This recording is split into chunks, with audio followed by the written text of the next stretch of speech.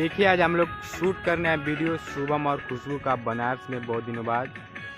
और ये है स्मृति पवन और यहाँ देखिए शूटिंग की तैयारी हो रही है।